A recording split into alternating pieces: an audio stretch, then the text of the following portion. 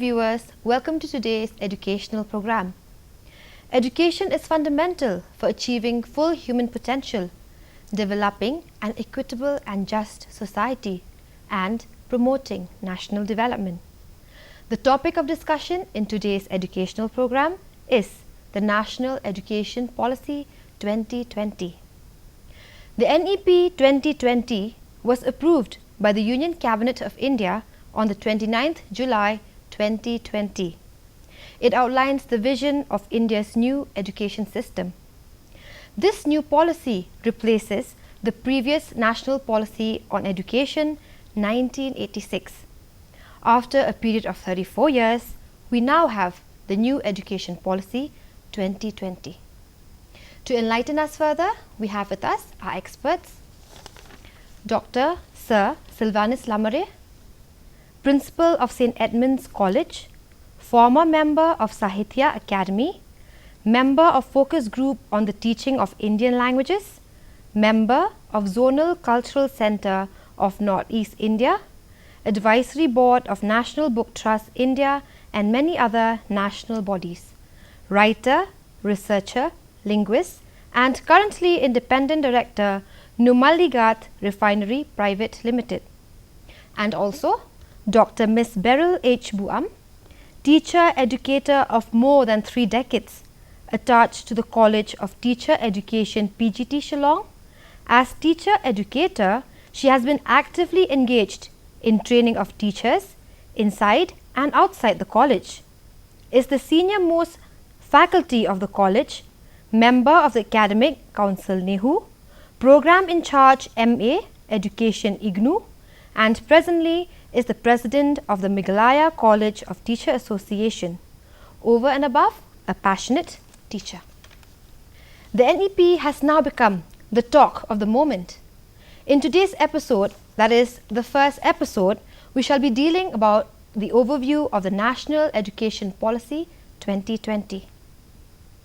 So, sir, madam, what are your opinions regarding this National Education Policy 2020?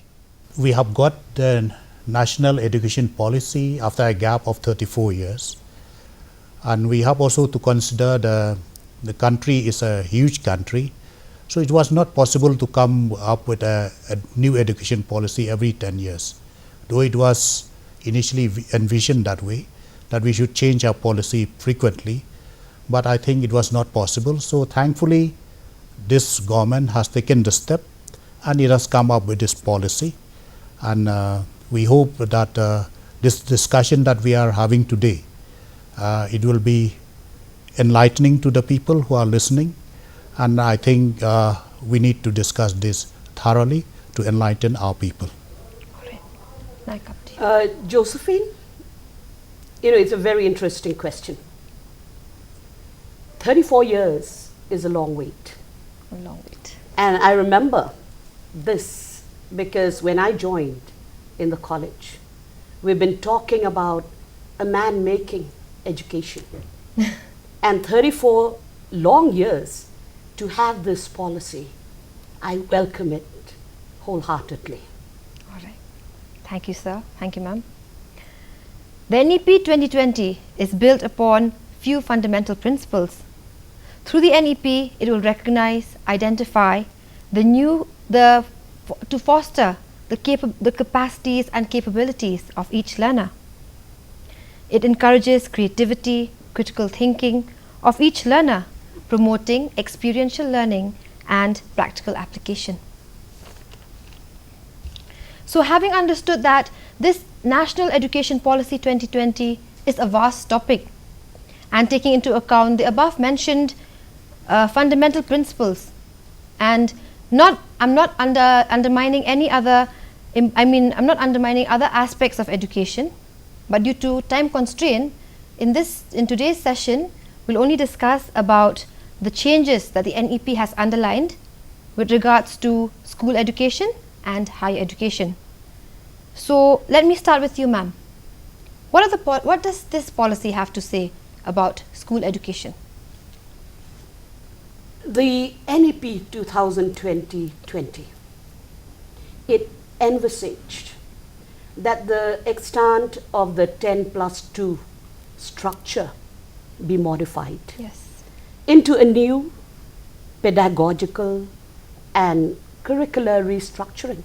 Yes. So I would like to begin by sharing with the viewers that, you know, it has changed. There is an element of newness, and it is a very exciting, interesting policy. Now, to begin with, I would say that the structure, the previous structure of 10+2, now it has changed to 5+3+3+4. I would like to take on from there that 5 years, it's the foundational stage. Yes. And then we have the 3 years, which is the preparatory stage. And also we have another 3 years, which is a middle stage. And last, at the top, we have 4 years of secondary stage. Now, interestingly, I said that, you know, I look at it with great interest, because if we look at it, the foundational stage, it is of 5 years. That is 3 years plus 2 years. Yes. Now, 3 years, it is, you know, referring to the Anganwadi, the Balvatikas, Yes. the pre-primary that we call it, which has been the fashion of the day, where we have these pre-primary schools, the tiny tots. Now, those are being integrated in the main structure. Then we also have the 2 years. So here the 5 years constitute the foundational. Then we have the preparatory, and as I said, the middle and the secondary. So talking about the span of it, and in terms of the age, you know, it is from the 3 years to 18 years. And also, if we look at the secondary level now it's integrated. Earlier, it was 10+2, but here we have 9, 10, 11, and 12 in one level. So again, if we look at it, you know, as you had introduced, that it is based on the fundamental principles, where the individual is recognized, the identity of the child, of the individual, is very much taken cognizance of. And this is what I said when I introduced, you know, when I said I welcome it, because we are making a man. It's a man-making philosophy. I would like to also remind, you know, tell and share the viewers that when we talk about this system of education, I am reminded of Mahatma Gandhi when he spoke about education. What did he say? He said, by education I mean drawing out the best in a man, in an individual. So what is this? It is a basis of the personality development of the individual, the child. And also, if we talk about Vivekananda, he says that education is the manifestation of the perfection that is already in man. And this will, you know, it will echo as we go on with this interview. Now, coming to the other aspect is that we have to look at it, that it is aiming at holistic, integrated development of the individual. This is the core element here. And that is what fascinates me. And I'm just waiting for that time to see. Because we are complaining about what? What ails the system of education? Our system is such that it produces people who have loads of information. But when you look at the personality, there is something that is amiss. So here we are looking at that integrated, a balanced personality, where there is a self-development and also with that consciousness, sensitivity towards community and commitment to society.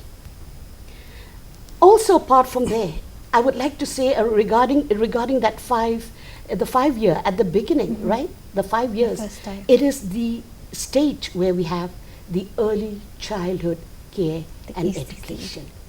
And currently, we do not have that in the school level, in the structure, 10+2. So this is a big shift. This is a big move where children from 3 onwards, 3 to 6, are also considered in mainstream Formal education. schooling.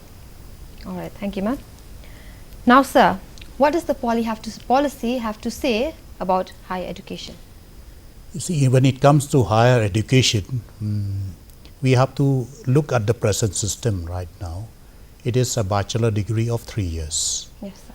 And in case you want to go for B.Ed, again you have to spend another 2 years. Earlier it used to be 1 year, then it was make it 2 years. So basically, if you want to get a B.Ed degree, you have to spend 5 years. So now they have reduced that to 4 years. Okay, and the interesting part here is that a student at any stage, he can start his degree. Okay, I mean, if he completed 1 year, he will get a certificate that he has completed 1 year. If he completed 2 years, he will get a diploma. He completed 3 years, he will get a degree, and another 1 year extra, he will be eligible to go for master degree. So a student can walk in a college, get admission, completed 1 year, and he is not moving out empty-handed. He has something to state in his application that yes, I have a certificate that I have done a course. Yes. 2 years he has a diploma, 3 years he has a degree, and 4 years he is eligible to go for master degree. What happened now? Along with this 4-year degree, it's not merely just textbook. They are also going to introduce different skills in the college. So to see at the beginning, sir, we have to see even at present also, the Government of India has encouraged colleges to start what is known as the add-on courses or certificate course in different subjects. So now this will become a reality because most students do not come to college only to get a degree. They want also to enhance the skill. Skill means it could be many things. It could be that they are good in music, they are good in, maybe they are good in other craft and all that. So colleges, there will be a drastic change in higher education where a student enters, he moves out, he comes again when he is ready to go for higher education, and he can shift also from one college to another, and his credit will be taken to that institution where he. So this is, I would say, it is a drastic change where there will be no student who will say that I'm a dropout. Because you will never be a dropout because you have some document to state that you have finished some kind of course somewhere and that course is valid. So that is a mass change, a massive change. And when it comes to higher, come to master degree, now master degree becomes only 1 year. After master degree, he can directly go for PhD. There is no longer MPhil. So that is, I would say, a drastic change. And I think this also it aims at, because if we go look at the current percentage today, students at degree level, they have about 26%. So imagine at the entry level at class 1, you have 100%. By the time you reach at bachelor degree, you have only 26%. So the Government of India now is thinking with this new policy to raise higher education to 50%. And in fact, this method that they are going to adopt for the future, I think I would say that the dropout rates will really drop and students will have something or other. Otherwise today, if you don't finish a 3-year degree, you don't have anything. To start again. You have to start all from the scratch. But now you will not be empty-handed, you will have something in your hand. So that is a drastic change. So Josephine, may I take on, and Yes, to the line of what Sir said. I kept telling that the thrust, the focus, the emphasis is on holistic and integrated development of a child. Now in that regard, we find that the policy envisaged that empowerment of students is needed. And how do they do it? They do it by envisaging the flexibility of courses of study. Yeah.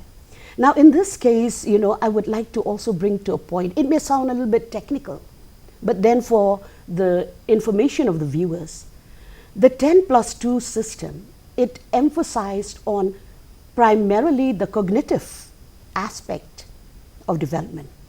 But here in the new policy, we have, it is not only the cognitive aspect, you also have the affective. When I say affective, it means the social, the emotional, the ethical, and other aspects and dimensions of it. Now also we have the psychomotor. The psychomotor is the skills, as what Sir said. You know, the skill development is also important. So here, if we look at this, it is not rote learning anymore. It is That's not a one of the main memorization. reasons. Yes, yes. Rather, it emphasizes, it goes beyond that. Beyond that, what? Character building. And for that, separate sets of skills, competencies, values will have to also be given to them, incorporated. This is what the policy talks about. Thank you, ma'am. So coming back to you, sir, since you've already explained to us about the multidisciplinary approach, the multiple exit and entry, and you have, I mean, like you have said earlier, you've explained about the credits being transferred. So can you elaborate more on this? They say that it's been, according to NEP here, it says that there's an academic book of credits. Yes, okay. So Now a student enter an institution, there is a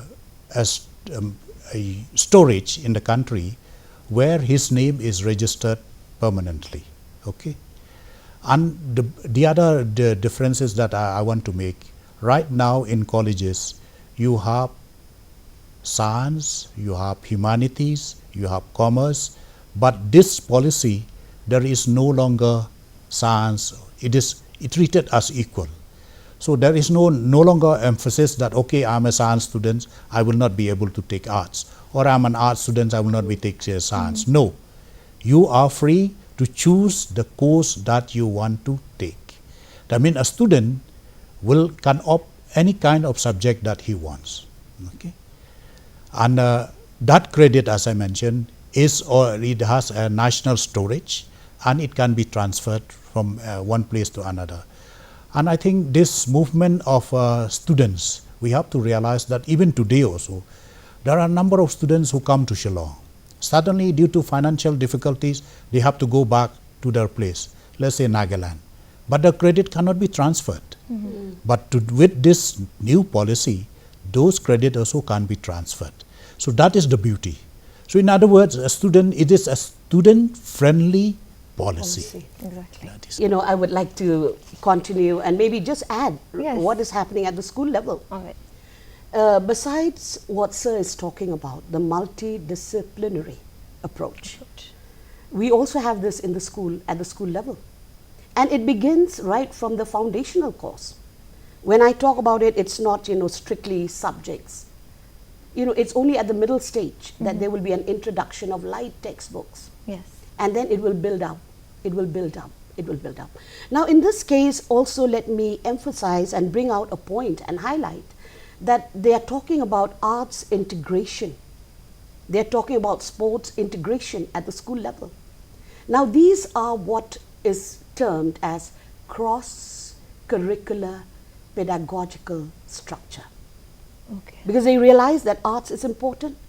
If we have to think about the affective domain, they realize that sports is also important because for the cognitive aspect. So there is what I want to share with the viewers.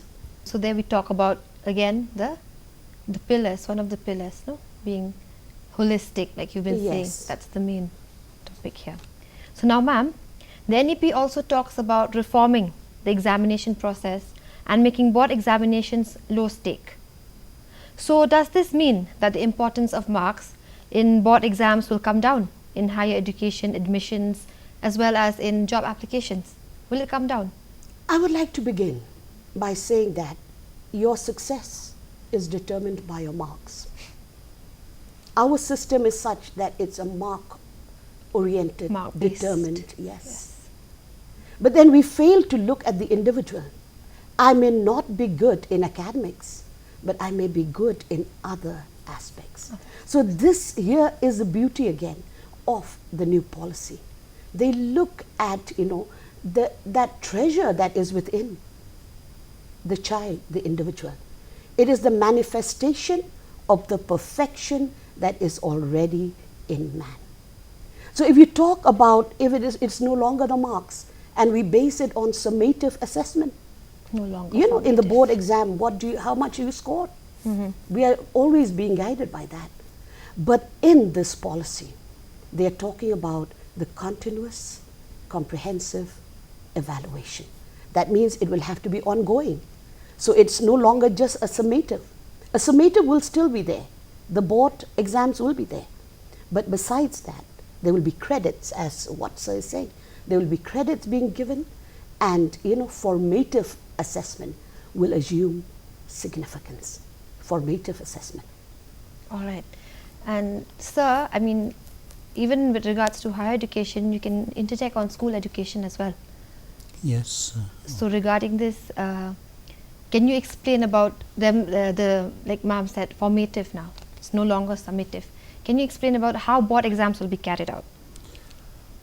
I don't think we can do away with examination. Examination will be there, but the kind of evaluation will be not merely based on what is being presented in that 3 hours of examination. So it will be an evaluation, I mean a continuous evaluation of the performance of student in not only in the curriculum but also in the different skills that the institution is offering. So that is an important thing, because right now you may be very good in skills, but we do not give you marks for that. We do not give you credit for that. We are not marked based Yeah, on yeah, that. And let me just come in. Sir, I think this is what they're talking about, experiential learning. Yes, yes. Yeah. That why the formative assessment is needed is because of that experiential learning. yeah. The experiences at the moment and at that point in time, will be very crucial. And for then that, you only- need optimum learning experiences. and then only application comes. Yes. From Because how do you tackle it? It talks about critical thinking, sir. Yes, yes. It talks about logical reasoning. Imagine right from the foundational course. How do we go about? How can we think that a child of 3 years, of 5 years, of 6 years can think critically? But it did say that. So, it will go up as it progressed with the different levels. This will always be the emphasis. So problem solving, Yes. they will be having the discovery approach, the inquiry-based model approach. All this will be coming in. And the chalk and the talk methods, sir, I think will be taking a back seat. Because technology is going to be used Yes, widely in this widely. new policy. Okay. Just to add to ma'am, I think for those of us who have studied maybe in the 70s, we still remember those mental arithmetic that we do. Yes, sir. Those were the foundation that laid how we do the critical thinking. I think the people who have framed this policy were people who have integrated many good practices which were forgotten maybe in the last 30 years. They are re-emphasizing those good practices and put together in this new policy.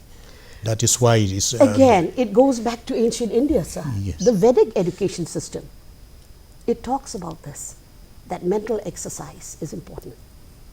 So basically, this policy really is enrooted with the Indian ethos. Yes, that's what they had opened up Yes. with it, So, okay. One of the main highlights of this policy is the 3-language formula. So, sir, can you enlighten us on I this think, 3-language formula? Yeah, this 3-language formula is a very interesting formula. Take the case of Meghalaya. So we have the local languages like Khasi and Garo, which are associate official language of the state. So they become the language for medium of instruction. Then we have English, and then we have Hindi as a third language. Now, what happened is the medium of instruction in Meghalaya is no longer Khasi, because very few Khasi medium schools are in existence today. Whether we like it or not, that is not a medium of instruction. And that, though when the people ask me to define mother tongue, I always define mother tongue as the language in which you dream. I think now Beautifully said. our students no longer dream in Khasi. It looks like. It looks like it. because there is an overemphasis on English. I know that English is important. English is a global language, but at the same time, learning Hindi is also important, because learning Hindi could be a language of opportunity. Learning Assamese could be a language of opportunity. So, in this discussion, what I want to place is, for our viewers, you have to take 3 language formulas as an opportunity to rooted yourself in your mother tongue, to enhance yourself in your skill in the global language, and at the same time to look at another language, which is an Indian language, as a language of opportunity. If you look that way, I think it's going to change our concept of the 3 language of formula. But if you take the 3 language formula as an imposition, then it's not Will going not to work. change. It's important to take it as an opportunity rather than as an imposition. Sir, and they have also, it has been stated clearly in the policy that they are not going to impose. Yes. They are going to Yes. leave it to the state, To the- the states, respective states, the union territories, etc., to decide on this. Because you know what had happened in Tamil Nadu and other places, it's not a controversy of, you know, that is of today. It has gone way back, right from 1968, then 1986, and then the policy today. So there they have tread very, very cautiously. Yeah. But as I mentioned, I think our people should look the 3rd language, as a language of opportunity. Opportunity. Because you are spending almost 7 to 8 years learning this language. If it does not give you opportunity, then it's become a useless exercise. Yes. Okay, that is So- what my take is. So if we look at it as something that would benefit us, then only there will be Yes. success in the 3 language formula. I would endorse with what Sir said. You know, that the time invested in learning this, you know, so up to class 8 during Yes. our time, learning Hindi, and then at the end of it, we feel that we're still struggling with how Yes, to speak, because- how to speak and write. We basically learn it as a 3rd language, and till class 8. After class 8, it's like that year has passed. So by the time we reach to higher education, we've already forgotten. So there will be guidelines, there will be Yeah, a framework. definitely. So I think there will be clarity on this matter. Okay. We will wait for that. Yes. All right, ma'am, this is for you. Inclusion plays a very important part in this policy. So can you give me some highlights about inclusion? Yes, and that's it's a hallmark. If we look at the principles as well, it talks about equity. Equity, yes. It one of talks the main about pillars. inclusion. So inclusiveness is the point that we have to look at. Now, equity means, you know, providing access. That education should be affordable to the recipients, the beneficiaries of it. Now, again, inclusion. You know, India is a vast country. You know, you have the tribals, you have the SC, the STs, the OBCs, the Dalits, and let us not forget the socially The SEDG. yes, the Socio-economically disadvantaged groups. disadvantaged group. Yes. And also, along with this, let us not forget the CWSN. the children with special needs, Yes. and the differently abled. Now, the policy have really emphasized and focused on this matter right from the foundational course.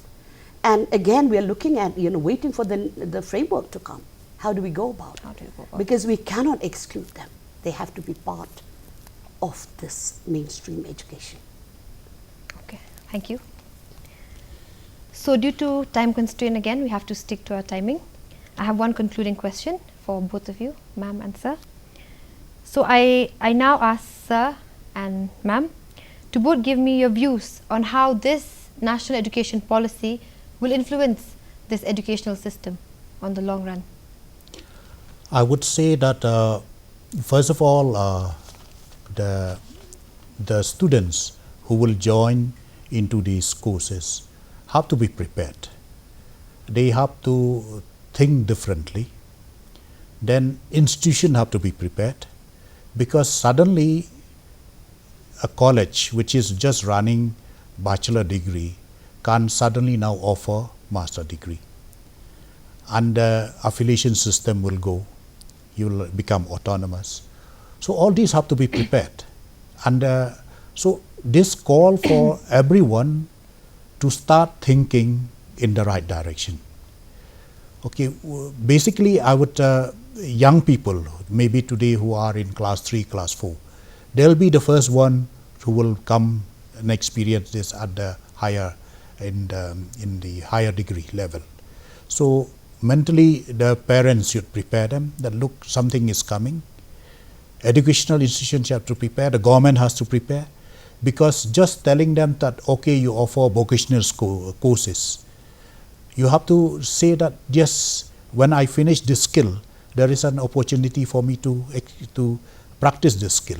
So it is call for a vast preparation, not only from the government side to the educational, to the managing committee side, but also to the family to start thinking on this line. Thank you, sir. And to you, ma'am. All right, Josephine, you know, we need the partnership of different stakeholders. And I did say that we complain that the system of education is ailing, where the so-called educated youths do not have employability skills. They are misfits, you know, in the job sector. I regret to say this. The reason is because of the system of education. But let me also tell you that 1968 policy, the 1986 policy have so much to offer. But then when taking the experiences of the two NEPs, you know, we'll just have to wait eagerly for this NEP, because it will offer so much. And when you talk about education as an investment in human resource development, the policy will bring about human resource development, and also an education that will suit, that is relatable to the needs, the interests of the child. But I am not closing on a pessimistic note, because I open, you know, on a with optimism, that I am very excited. It is so novel, but the challenges ahead are Still lies. plenty. Thank you, ma'am. Now, one more thing I would like to add. Okay, I believe that this policy came in the right time. The pandemic COVID-19 asked us to go digital. Okay, and this policy, part of it is that you have to use technology. So when this policy was passed, and it was in the middle of a height of COVID-19, and now you see how we have transformed education from being from having students in the classroom to having students virtual. So I believe that this is a good time that it has come, and I hope that this blended mode will continue to be used in education, so that even students who are not able to come to the classroom for various reasons could stay at home and still get the maximum benefit out of it. Josephine, will you give me a second? Yes. You know, if we want the changes to be articulated in the right way, the teacher education. Yes, teachers Also, play an important part. we don't have the time, Exactly. but the drastic changes has come in the field of teacher education. The alignment must be there, you know, in accordance with the changes. The assessment, the learning experiences, the outcome, everything will have to depend, and the teachers are very crucial in this entire process. So what does the policy has to say about this regarding teacher education? You know, as you had said, that we don't have the time, but you know, we can speak in many words. You know, a long time will be needed, but it is talking about now having integrated B.Ed program, and by 2030 the standalone institutions, that means the institutions that impart B.Ed, only B.Ed, will have to change and move towards integrated B.Ed. So which means that they have to be organized and conducted in a composite college. So this will take another debate, another time to discuss about it. But teacher education is also very, very crucial. Thank you, sir. Thank you, ma'am, for giving us your incredible views on this national education policy. Though it was in brief, we shall continue this again in our next episodes. NEP has the potential to revamp the skills of our youth today, equipping them with the right tools which are needed to face modern education challenges. Needless to say, the NEP 2020 is indeed a progressive and ambitious policy, and India is eagerly waiting for its implementation in letter and spirit. Thank you.